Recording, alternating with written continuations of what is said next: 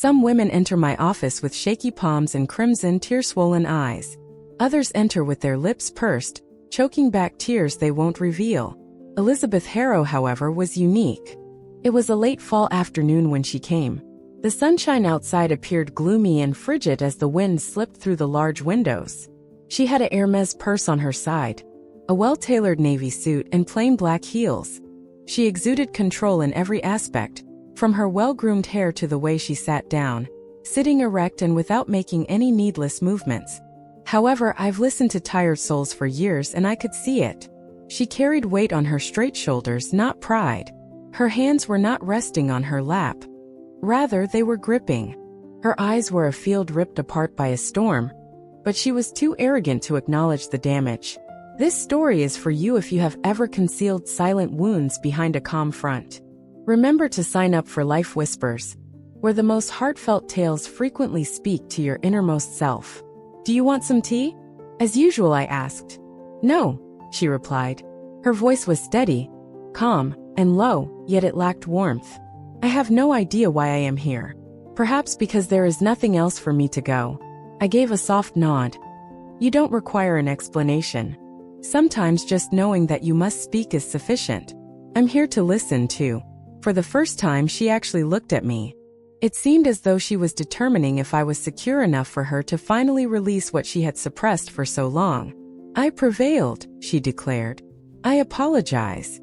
I cocked my head a bit. I prevailed. In every respects. As she turned to face the glass window, where the setting sun reflected off far-off skyscrapers, her voice grew softer. I discovered my husband was unfaithful. Exposed it to the board as a whole. Reclaimed the business. Became the CEO. Cut each tie. I did everything exactly step by step. Not a single misplaced movement. I said nothing. Because I am aware that there is always something that someone lost when they declare, I won. She then on. They refer to me as a symbol of strength. I receive emails from women in the field expressing gratitude for being inspiring. I've been featured on magazine covers, invited to keynotes, and won prizes. She faced me once again. Her eyes begged for permission instead of commanding this time. Permission to be a little tender, for a little while. However, I sobbed by myself in my new penthouse last night. The city lights reflected off the windows, me and a glass of red wine. Not because I'm missing him. However, I came to the realization that I no longer know what my true desires are. I put down my notebook. Are you worn out? She chuckled softly. No. I feel empty. Everything spilled out like a suitcase that was thrown open, then sealed back in, empty inside. In the ensuing silence, we sat. A few golden leaves dropped to the wet sidewalk outside. I no longer saw Elizabeth Harrow, the titan of the IT sector, at that instant. Instead, I saw a woman who had broken, loved, and carried too much for too long. I used to think that if I revealed the truth, regained my company, and finalized the divorce, I'd finally feel free. She continued slowly. But there's nothing left but quiet. I looked her in the eyes. Then perhaps now is the time to speak up and fill that void. Because perfection had been her shield for so long, Elizabeth took a deep breath and flattened the crease in her sleeve. Not because it was wrinkled. All right. I won't, however, say it like a victor. As someone who previously believed and then broke, I'll tell it. I gave a nod. And I'll be present, listening, all the way through. For a moment, she closed her eyes as if turning to a previous chapter. Her voice had changed when she opened them. It was now softer but still as sharp as a sword. On a Monday afternoon it all began. 3:17 p.m. There was an SMS message. Just a confirmation of the hotel reservation. However, it was more than simply a message. It was a bullet that punctured my 16-year marriage, which I had assumed would last forever. The message arrived precisely at 3:17 p.m. I will always remember that number. It was the entryway to a truth I had never wanted to see, not because it held any particular significance. With her hands clasped tightly in her lap, Elizabeth sat still. She started talking in a steady voice.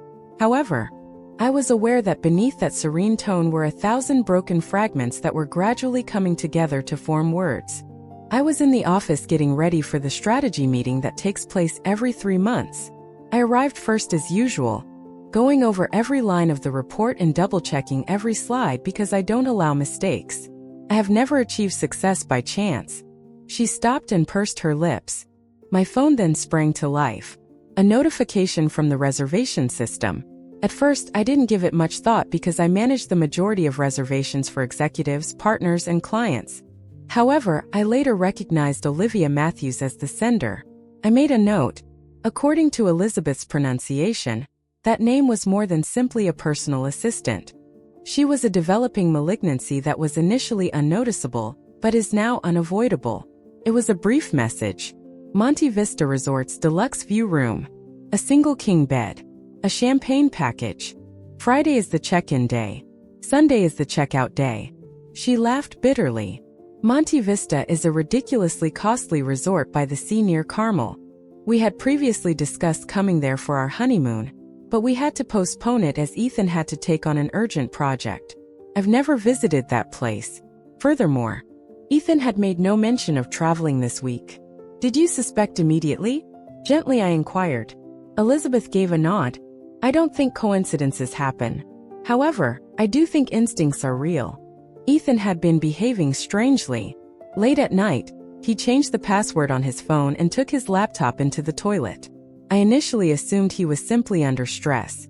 But what frightened me was the way he looked at me. Not the lady he used to be unable to stop touching, but rather like a longtime coworker.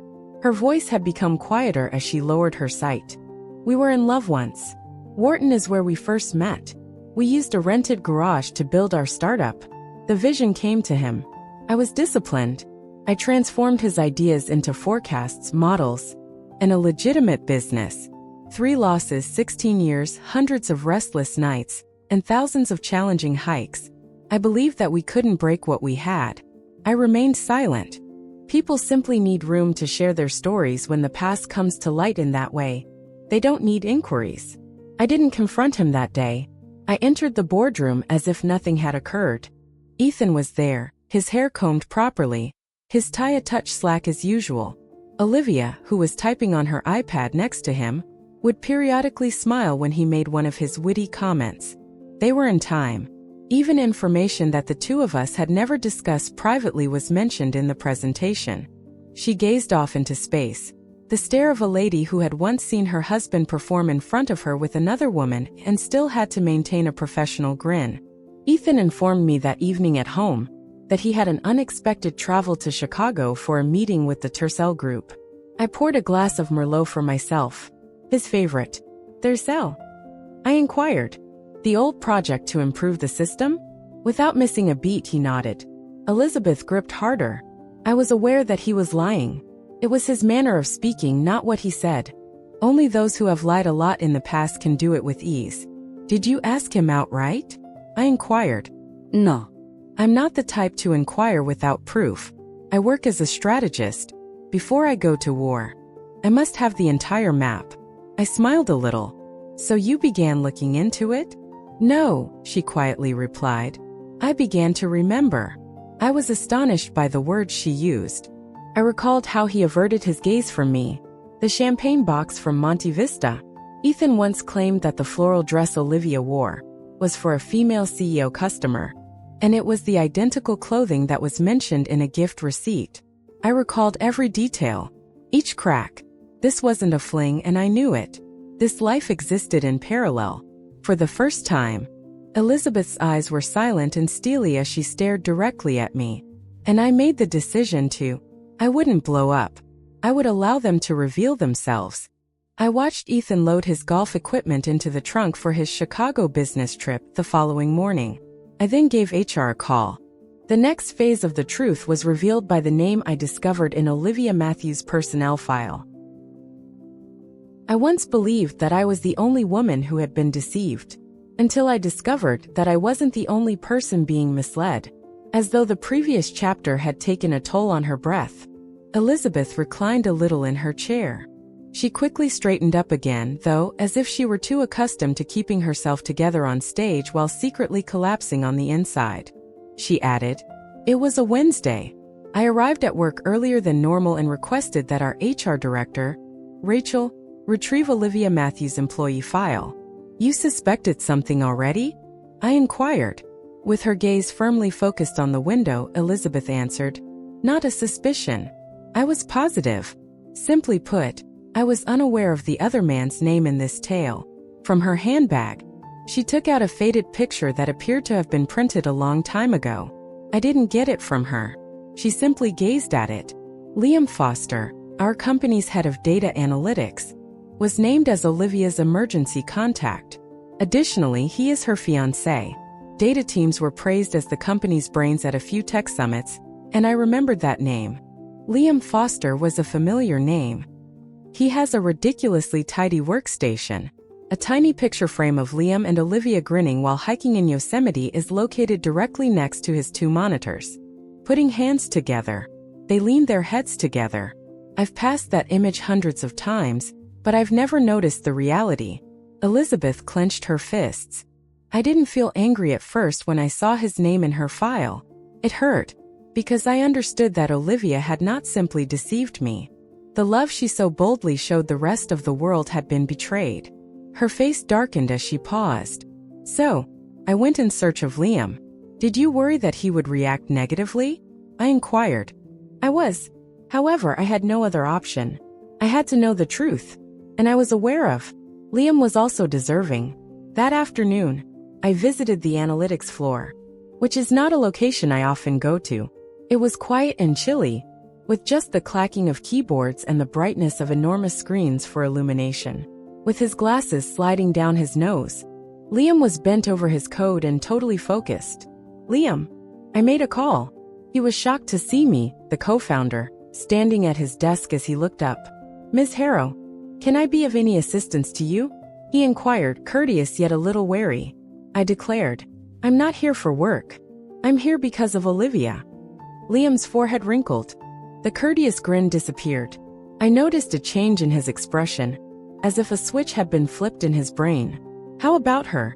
He inquired, holding his mouse firmly. Has she informed you of her plans for this weekend? San Diego. Going to see her sister. Why? His tone was harsh and sharp. I inhaled. San Diego is not where she is. She's with my hubby at the Monte Vista Resort. I didn't interrupt Elizabeth, even though my mind was racing with pictures. I let her go on. The cruelest bit hadn't even been mentioned yet. And I knew it. Liam stopped. I saw his face go through a range of emotions, including bewilderment, incredulity, denial, and then collapse. One hand gripped his chest as though he had lost his air, while the other braced on the desk. He didn't inquire once more. Didn't become angry. He sat silently for a while. Sincerely, I apologized to him. There was no other way for me to say it. His voice cracked as he questioned, Are you sure? I have pictures, emails, evidence that they reserved the room using the business card. The travel was marked as a client meeting. Like a man swallowing glass, Liam nodded slowly. I felt a peculiar range of emotions as I left his desk, including satisfaction that I was no longer alone, and sadness over the recent breakage of another heart. For the first time, I saw anything that resembled compassion as Elizabeth looked at me. This wasn't fair to Liam. He is the kind of considerate, devoted man who loved Olivia with a quiet devotion that intelligent women all too frequently fail to notice. I grinned and silently noted that. I received an email from Liam that night. I want to help. Is all that is needed. I realized then that I was no longer alone. The deceived were beginning to locate one another, even though betrayers might lurk in the shadows. Some games don't have an announcement at the start, just silently getting ready. The last blow comes from the icy silence of someone who has suffered long enough, not from yelling. With her hands folded calmly in her lap, Elizabeth sat up straight. There was a terrifying clarity in her eyes instead of suffering, like a woman who had given up on being saved and made the decision to navigate the storm on her own. I sat in Ethan's study that evening with his favorite beverage, an 18-year-old Macallan, whom he loved more than his own morals. I went through old pictures of our wedding, our first office, and our first significant transaction. Looking back, I was in every single frame. When his eyes ceased meaning it, I couldn't tell. Her voice trailed off as she hesitated. We had the same dream once. He continued to dream, though, and neglected to wake me up somewhere along the line. I launched my laptop and went to the internal human resources system. Urgent strategy meeting, Monte Vista Resort, Saturday 11 a.m., was the straightforward email I sent. It is required of all senior executives. Nobody challenged it. I've always handled the back end in a discreet manner. The face was Ethan. However, I was the one who pulled the strings. I received an encrypted file from Liam that included a detailed breakdown of the company's expenses for the previous 6 months. Travel, dining, upscale presents, spa treatments, and even a Tiffany engagement ring. All are categorized as client hospitality or project costs. Then I recalled that, despite the fact that it wasn't cold, Olivia had begun wearing gloves to work last week. I recognize a cover-up when I see one, even though she claimed it was eczema. I gave a small nod. For a woman who has built an entire firm on precision and protocols, seemingly little details can become the threads that unravel the entire truth. Liam and I made the decision that we would not face them with anger or tears. We would present the facts to them, devoid of passion and lacking showmanship. We would take them into the chamber they believed to be secure, and let the truth to reveal itself. One story above from theirs, I reserved a room at Monte Vista. The door to the suite where Olivia and Ethan would stay was visible from my balcony. I packed a red dress I had never worn, a zoom lens camera, and the eyes of a woman who had nothing left to lose but the truth. I witnessed their arrival on Friday night. With his hand on her back, just as it had been on mine, Ethan opened the car door for her. They were giggling. She was wearing the flowered dress that I approved last month as a gift for a female client. I captured every scene on camera, not to exact revenge, but to serve as a reminder to never pardon lovely falsehoods. I received the text, landed in Chicago, from Ethan. Meeting with the customer shortly. I miss you. Elizabeth's eyes flickered with something nearly flammable as she leaned back a little. I didn't answer. I just retrieved the receipts for the dinner, the couple's spa, and the opulent suite he said was for strategic hospitality. After logging onto the business credit card dashboard, evidence is truthful. Saturday morning, I entered the Monte Vista meeting room, which was equipped with a full-size projection screen. A binder containing proof of treachery was placed at the seat of each board member, in business governance as well as marriage. At precisely 10 in the morning, Liam showed up wearing a dark suit. He remained silent, simply gave me a look and declared, "I'm ready." We gave Olivia a call at 10:30. "We've had a data issue," Liam said calmly. "Ethan and you must go straight to the conference room." She made no hesitation. Suddenly, they stepped into the trap they had prepared for themselves. I turned to face Elizabeth, a woman who had endured hell without ever losing her cool. "Were you prepared for that encounter?" I inquired. She gave a nod. "No. However, I was too worn out to continue acting. And sometimes, the only way to live is to tell the truth." 11:42. The doors were opened. Ethan entered first. Olivia went after it. Like they had glimpsed a ghost, they both froze. It wasn't a ghost, though. It was the result of treachery. And me, the lady who is at last prepared to pen the last line of a chapter full of falsehoods. One day, I thought, Ethan will look me in the eyes and come clean. However, I was mistaken. Betrayers seldom acknowledge their actions. Only when the curtain eventually comes down do they cease acting. 11:42 a.m. The doors to the boardroom opened. Ethan entered first. The image of a man who is still admired. A white shirt with the sleeves rolled up and the tie loose. Olivia trailed after, wearing a form-fitting silk gown with gentle waves cascading over her shoulders, all of which had been painstakingly prepared for a business meeting. However, when they saw me sitting at the head of the table, wearing a striking red dress, sitting up straight, and sporting an unfamiliar expression, their steps froze. I wasn't his spouse. His co-founder wasn't me. This time I was the opposition. Ethan looked around the room. There were familiar faces on the board, some frowning, some icy. Not a single smile. "Elizabeth?" he asked, trying to remain calm. "What's happening?" I was informed that there was a data problem. I smiled politely at him without making eye contact. "Ethan, I appreciate your punctuality. Let's get started. This meeting is urgently needed to discuss the company's future, especially its leadership. Like the sky before a storm, the chamber grew thicker. Olivia held her purse carefully as she stood behind Ethan.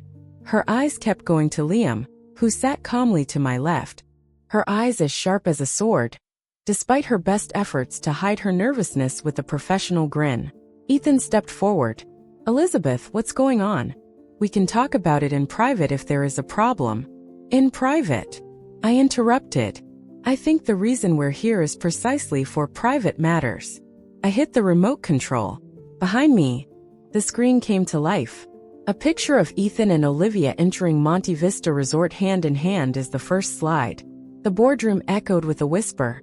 The following presentation includes luxury billing, business credit card expenses, and a romantic meal.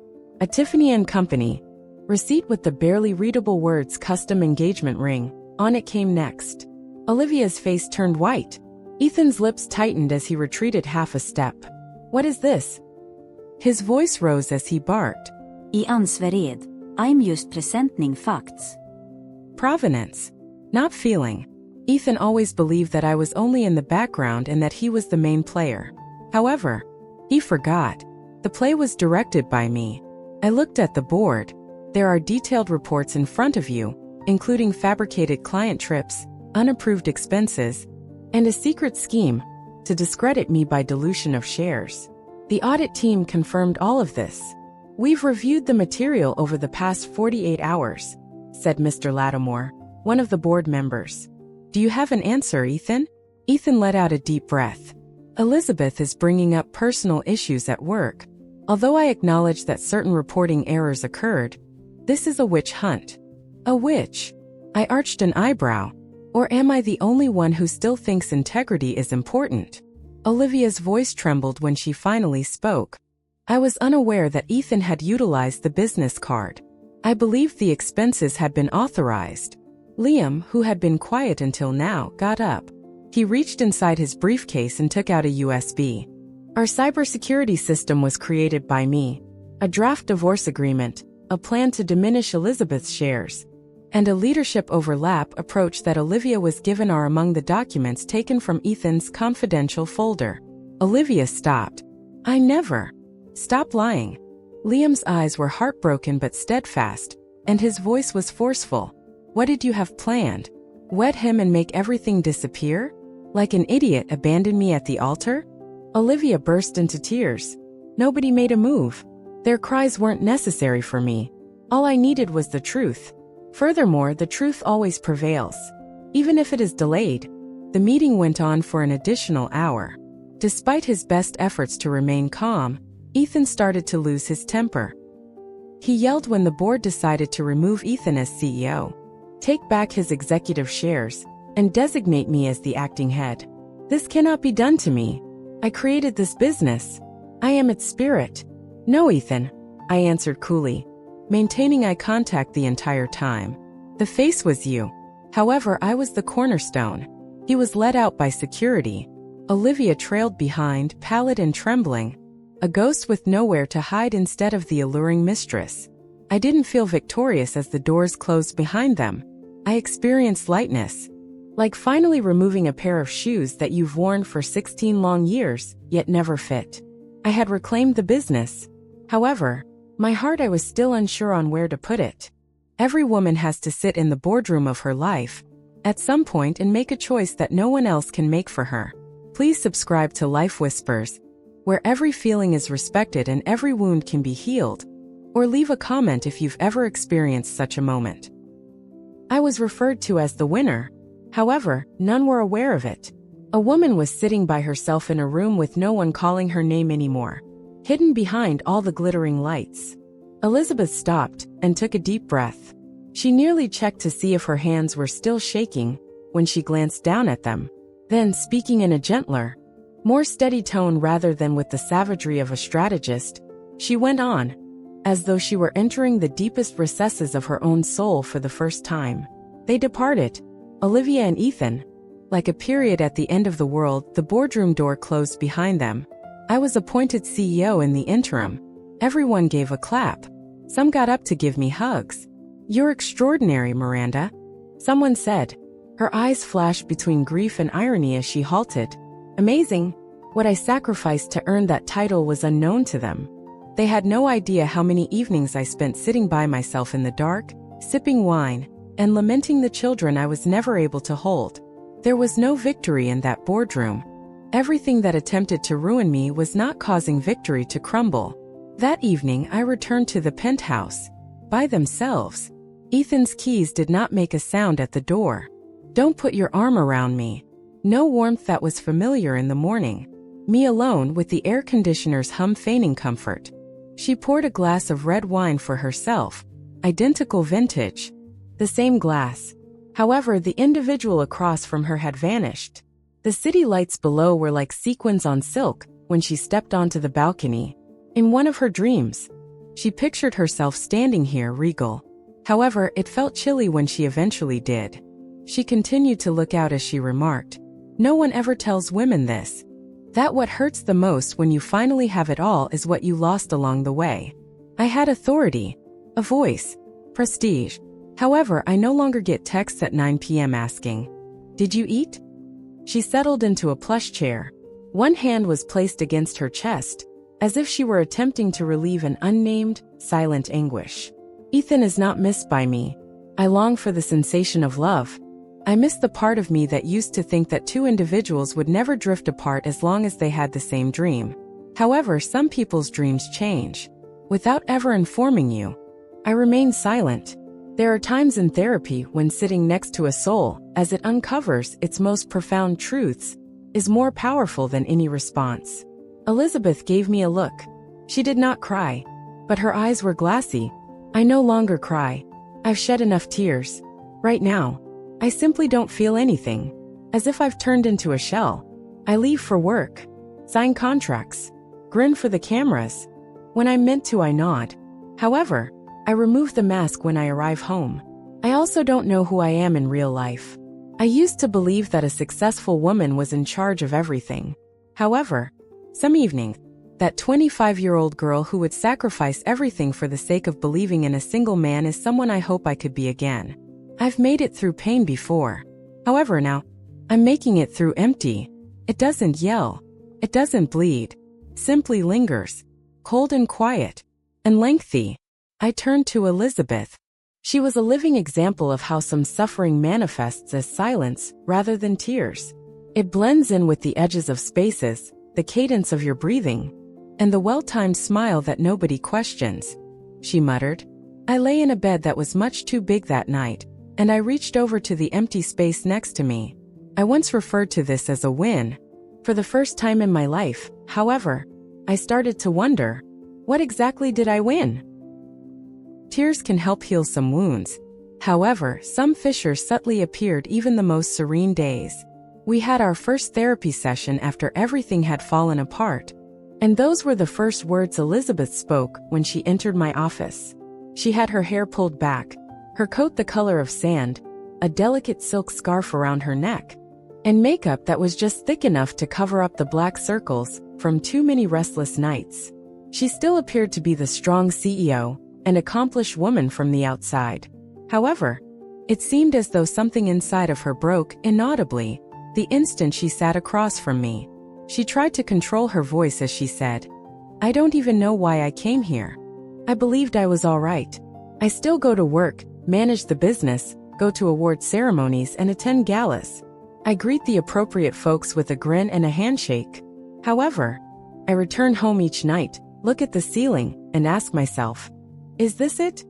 It turns out that there is a type of depression that only strikes those who have accomplished everything they had previously believed they wanted, and had no one left to celebrate. Elizabeth described the long, restless nights to me. At the table next to hers, she watched young couples laughing while sipping coffee alone on Sunday mornings. Regarding the occasions when she typed messages to Liam and then erased them. Additionally, she was becoming increasingly afraid that her heart had become numb. She remarked, I don't think men are bad because they cheat. I don't think I can open up again, so I distrust myself. When was the last time you felt truly at peace? I asked her. She said nothing. For a long time. Then she whispered, It was an afternoon in the fall. Many years ago.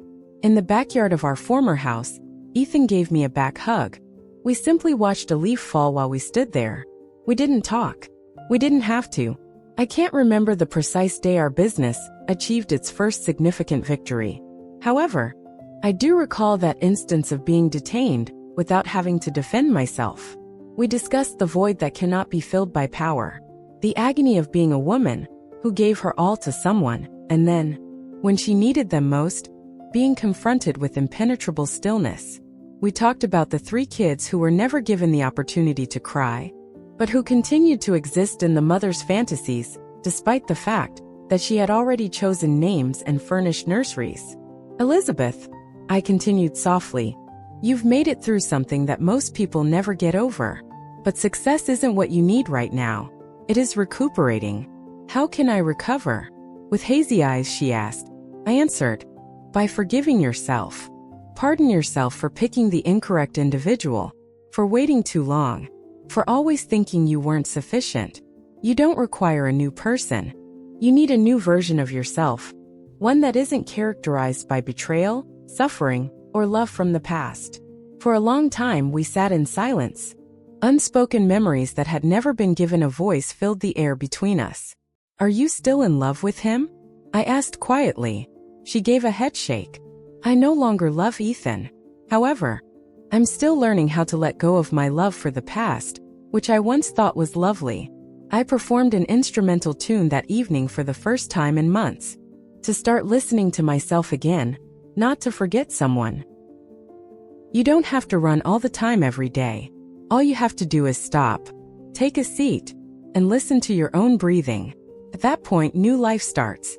By the 4th treatment session, Elizabeth was no longer sitting in quiet for extended periods of time. She began to discuss the small things, like the fact that she had purchased herself a bouquet of tulips and that she had prepared dinner, even if it was simply spaghetti and wine, for the first time in years. To me, those seemingly insignificant details were the first indications of something genuine, a silent rebirth. She replied, a soft smile curving her lips, I've changed a few things. I repositioned my workplace chair so that it faces the window rather than the wall. I opened the drawer and pulled out our wedding photo, and I didn't feel bad about letting myself sleep in until 8 in the morning. I no longer expect myself to be flawless. I'm studying self-compassion. Elizabeth showed up one calm weekend morning with her hair loose and makeup free, dressed in a lovely sky blue frock. She appeared gentler, someone gradually regaining the peace in her chest, rather than a woman holding herself together with force. Her voice as light as the first spring rain, she continued, I forgave Ethan. Not because it was fair to him. However, I no longer desired to hold a chilly stone in my hand. She gave me a look. Her eyes were no longer heavy. I also forgave myself, due to the fact that they are blind, for remaining quiet, for holding on like a life raft to the lovely illusions I created. I've realized that forgiveness is not the same as denying the suffering. It's deciding to stop allowing it to rule you. Elizabeth's change had an impact on her career as well. She established a foundation to help divorced women businesses start over. She started giving speeches at events as a woman who had really lived, been damaged, and rebuilt from the inside out, rather than merely as a successful CEO. She didn't feel embarrassed to talk about her past, because when those fragments were put back together, they created a stronger, more beautiful person than before. I still talk to Liam, she said. He gave up photography years ago for work, but he's currently taking classes in it. We converse and drink coffee, and we both no longer feel like victims. Have you considered a new relationship? I questioned her. When Elizabeth smiled, it felt totally relaxed for the first time. I believe I'll welcome love if it comes. However, I'm done waiting. I don't need to be filled by anyone. I now know how to fill myself up. Once I fell in love with the wrong person. However, I've made the decision to stop being the incorrect version of myself. Elizabeth left our session later than normal that afternoon. She was holding a little book, Brené Brown's The Gifts of Imperfection. She said as she turned back to face the door. At one point, I entered this chamber unsure of my remaining life's purpose. I leave today with the knowledge that I deserve to live longer than ever before. I've changed. I don't require retribution. All I need to do is live my life so that every morning when I look in the mirror, I can say, thank you for never giving up on yourself. People frequently ask me what the most wonderful moment is in my line of work, which is listening and mending. My response: it occurs when a person who was once broken finds the ability to smile again. They've survived, not because they've forgotten the suffering. I can still clearly recall our last session together. It wasn't traffic or meetings that caused Elizabeth to come later than usual. She had just paused this time to observe the sunrise over the Brooklyn Bridge. She smiled as she entered and remarked, "I've lived in New York for more than 20 years, and I've never really watched a sunrise. Even though I was by myself this morning with coffee in hand, I didn't feel lonely." She settled into the comfortable chair without heaviness or sighs. A modest gift, wrapped in craft paper and fastened with a gorgeous linen ribbon, was in her hands. She said, "I wanted to give you this. It's nothing spectacular. However, I wanted to share this with the person who sat next to me when I felt like I was at my lowest." I took the box open. A tiny picture frame with an image of 8-year-old Elizabeth standing next to a lemonade stand. Her face beaming with a playful smile, was inside. "I just discovered this," she said. "I told my mother when I was younger. I just want to know what I'm capable of if I really try. And I know now. Finding another person to love is not the goal of the healing process. It's about coming to embrace every aspect of who you are, flaws and all." Elizabeth sent me a text a week later. It's just a picture from a big occasion. She was on stage with her hair falling over her shoulders in the warm lighting, her face glowing without the use of a lot of makeup. A microphone was in one hand. Liam's was held in the other. The text said, "Not a lover, not a soul match. However, a friend, someone who developed alongside me during the breakup." I grinned. We don't always have happy endings in life. However, it allows us to rework the conclusion in our own words. Softer at times, slower at times, but more accurate. Elizabeth was no longer a woman of corporate forecasts, boardroom arguments, or strategic plans. She had transformed into the person who makes tea in the morning, enjoys jazz music, cares for a lavender pot by the window, and greets every day with thankfulness rather than anxiety. She still remembers the anguish, but she is no longer guided by suffering. The light within her now serves as her guidance. Like closing a chapter in a deeply personal journal, I closed Elizabeth's file. However, I was aware that this was not the conclusion of the story. It would go on, with each woman sitting in silence amid the crowd, holding her secrets close to her bosom, and waiting for the appropriate whisper to say, "You're not weak. You're still learning how to get up. And even when you think you can't continue, you're getting stronger than before." Elizabeth completed her voyage. Where will your story start, you? Subscribe to Life Whispers if you could relate to even a little portion of this trip, so that you have a place to go back to every night, where stories are told from the heart and listened to with compassion. Perhaps you are Elizabeth if you are reading these lines in your own narrative, and I, or someone equally patient, is prepared to sit next to you, hear your truth and speak softly. There's no need to hurry. Takes time to heal. Simply continue moving gently but don't stop.